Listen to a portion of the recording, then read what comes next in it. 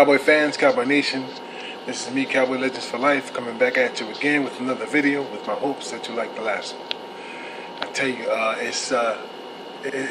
last night's game was, it was some good, very good parts of it. A lot of it was a doozer, like a snoozer, but I liked some good things that played in that game. So I'm going to give you my synopsis, a bit of my synopsis of the game last night against the Dallas Cowboys and the Los Angeles Rams. Okay, I like the fact that Dak came out firing basically right away. And though he was sacked on that play early on, he recovered, of course. But I'm going to tell you, this is what gives me a little bit of fear with Ezekiel Elliott being gone, because Ezekiel Elliott is a damn good blocker. Okay, he picks up his man, and he doesn't miss blocks. He doesn't miss many blocks at all since the 3 years he's been in the NFL with the Cowboys. And so that obvious play that Pollard botched, could have got Dak seriously hurt. I don't know what it could have got it. It definitely would have got Romo hurt, and it definitely would have got somebody like Carson Wentz put out for the season. Okay, you cannot miss your block on a certain situation like that. And you can see later in the game, Dak was kind of on Pollard a little bit. You see him I guess he was yelling at him, but trying to give him what you had to do. He wasn't trying to make him to get his assignment right. So obviously it was going to be a pass play, and he had to do his block right. Anyway, Pollard. Another thing, Pollard looked damn good running the ball. He looks absolutely stunning running the ball. In fact, he 5 for 42, and he had like average 4 yards per carry. 8 yards per carry. So he looked good. I like the way he looks, man. He's a strong runner, very strong runner. So I'm looking forward to see Alfred Morris run and some others run. You know, Jackson ran last night. He looked decent. Okay, and so. The running back situation, the Cowboys always had a strong running back throughout their entire history. So as long as they had the good coaches to get a good game plan going on, and they got good men up front, they're gonna get good results when it comes to the run game. All right. So, but I'm missing Zeke. I know he's coming back. He's already back in Dallas. So something's gonna happen. All right. So with that game, Dak went 5 for 5 with 65 yards, I believe it was, and threw for a touchdown. And he looked pretty damn good. Looks unstoppable. You know, if you think about that type of transition in the first 2 games he played, you see a man who's going to be hard to stop. Given the receivers he got now, the front line is much healthier. I'm not saying it's completely healthy, but it's much healthier.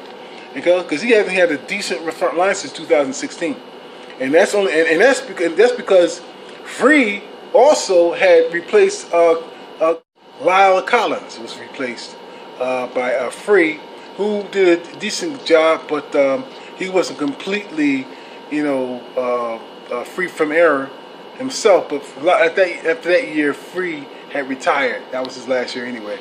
So anyway, he was still a great front line though. Anyway, so what the point is I'm trying to make is that the offensive line is really bad, and so I think that Frederick is going to be okay. I think he showed some signs of that. And Zachary, even though he's a little bit hurt, you'll see. They'll bounce back. They'll bounce back. I think they're going to have a much better year this year than they did the previous season.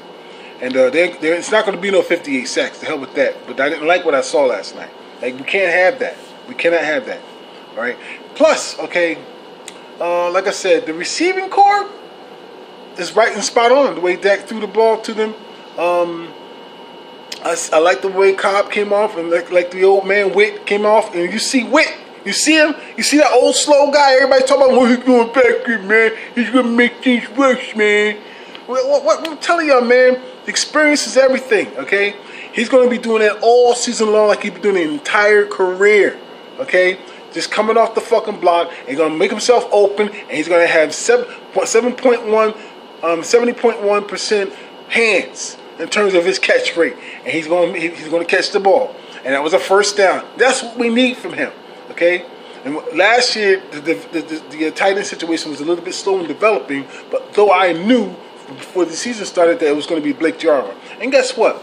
I'm going to tell you something about Blake Jarwin. He looked good the previous game, very good. All right, I don't know, I haven't seen a lot of them play last night. But you know what? The other tight end, number 84, who came from the Rams, he looked pretty good. He looked pretty damn decent.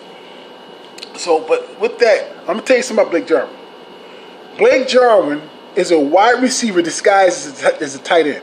Now, I didn't want to say that last year, even though I seen signs of that in practice and in the games and stuff, right? And you start to see him really coming along once Mari Cooper came here and opened up the field a lot more for the other receivers, okay? But I'm telling you right now, you're going to see this. Because he's got wide receiver speed, Mr. Jarwin does, okay?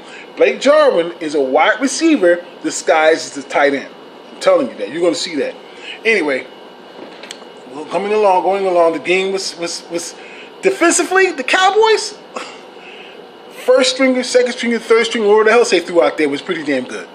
You know, they looked pretty damn good. I mean, I liked what I saw very much. You know, overall, I liked what I saw. Of course, there was a couple of mistakes here and there. That was a very penalized game last night. And them damn Rams are just undisciplined somehow. Cowboys made some penalties too, but the Rams, boy, they just made penalty after penalty, man. And they were doing late hits. They were doing quarterback hits and stuff like that. They were doing late hits and everything. We can't have that.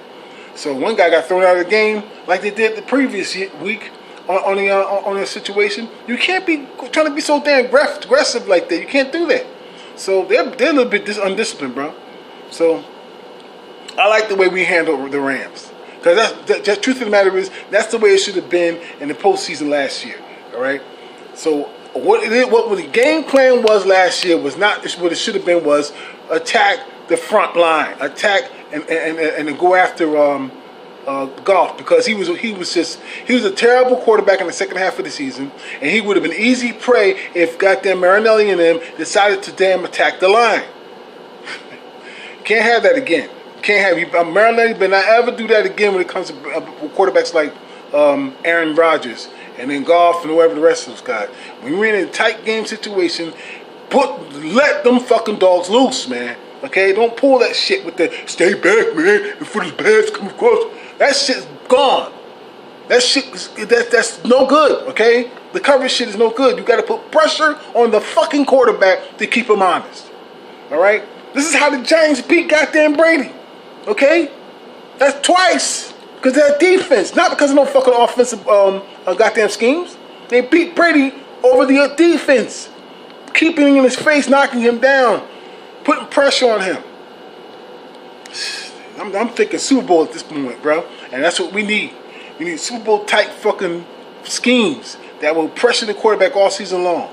At least that, get at least a pressure up the front, and then we do some what do you call it, blitzes and stuff. Got to do those too.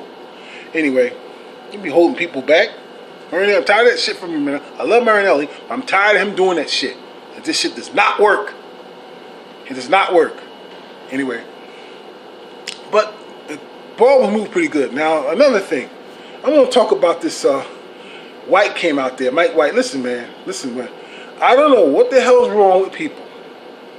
Cowboy fans especially. I haven't gotten there on their ass in a long while. But I'm going to start getting on your ass this season. Cowboy fans out there, I'm gonna start getting in your ass real good this season, okay?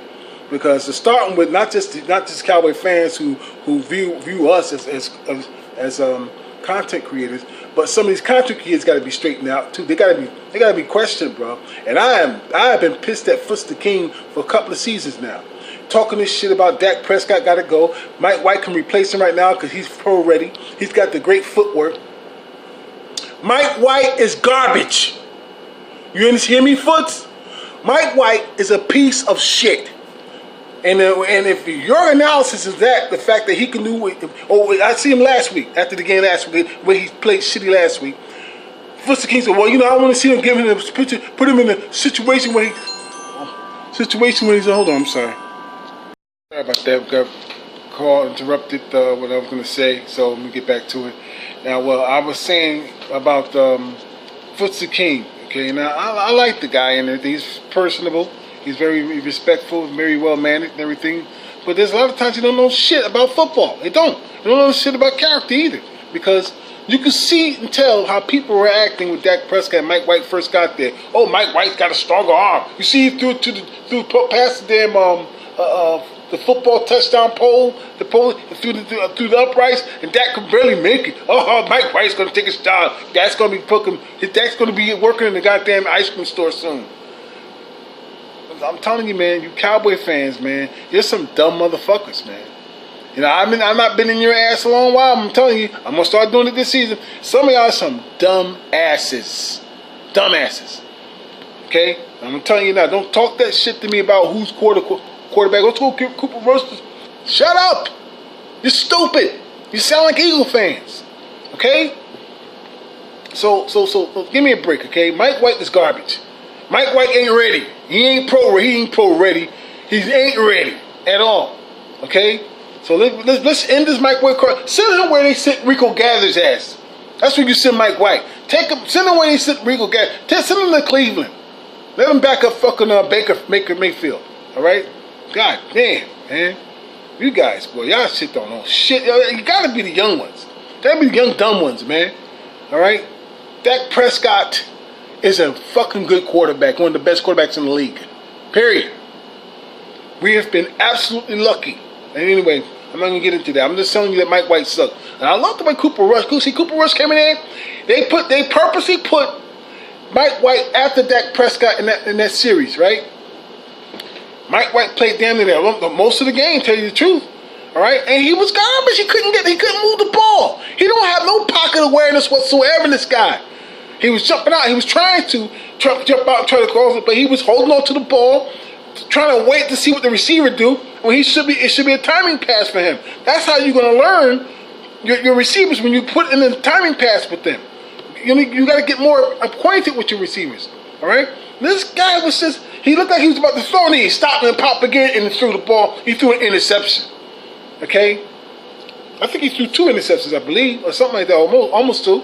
Mike White's not nowhere near ready to do anything. But grab a clipboard and just like Jason Garrett did, and then start writing. That's it. Mike White, clipboard. All right. So anyway, Cooper Rush showed his toughness. Cooper Rush showed that he could take a hit, because they were trying to kill him last night. They were trying to kill Cooper Rush last night, bro. All right. And he just got back up and started moving the ball again, and he did pretty good. You see that fade? You see that backfield shoulder throw he did with number 15? I think it was. Boy, Mike White's Cooper Rush is pretty damn good. He's okay. He's back. So he didn't do too well last season. As the previous season before, when he was a rookie, he did damn good. All right. This year, he showed that why everybody really liked him to be the backup for Dak Prescott. But we still need a quarterback who's got experience like Kitna or Romo or something like that back these guys up, okay? Or be the second one, whatever. Because we need to continue to have Rush develop. Because you never know. Dak, they called Dak in college the fortress. All right? Not just because he's hard to crack, because he's strong as shit. Okay? Dak, he can take a hit, get back up, and just do his game plan again. There's a lot of quarterbacks in this league who can't do that. Okay? So, including the one who Dak replaced. Right? Anyway, so we're lucky. So anyway, like I said, I made my point about the defense. It was great. The defense was great. I love the way all those young boys were going after the ball. Some of them made some mistakes, and then the next fucking play they recovered, and made a good play to stop the Rams. So and the Rams got some talent on that team too, but they got some talent, that's for certain. But the Cowboys showing you how strong a team they really are, how deep they are. Okay, and they show you also that they got a lot of talent.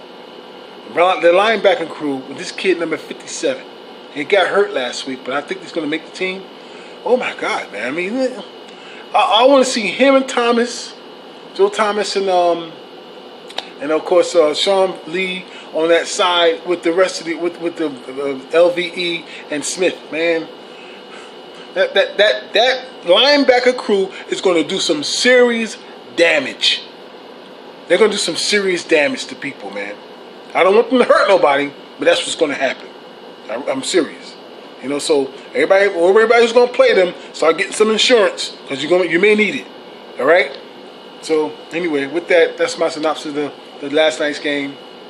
The scores don't mean nothing. I'm talking about players. It was 14-10. I don't give a damn if the Cowboys lost 14-10. All I'm talking about is performance, because preseason, I told you I don't like preseason. All right, I'm not crazy about preseason, but you know, preseason is where the talent is shown. Is where the talent you grade and get it ready for the season. That's most important here. All right, forget about wins and during preseason. Because the Cowboys, I don't think they even did good. I don't even think they did good in terms of wins in like years.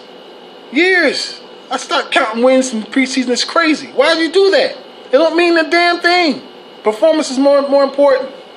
So, with that, I'll see you guys later. Maybe I'll make a video later on. Peace.